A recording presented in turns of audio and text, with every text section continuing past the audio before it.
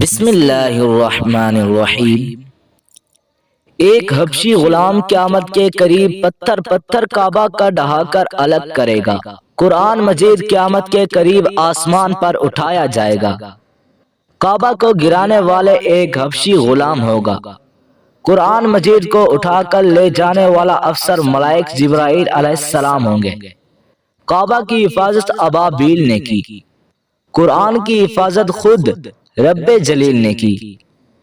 یہ قرآن ہم نے اتارا ہے اور ہم خود اس کی نگہبانی اور حفاظت کریں گے۔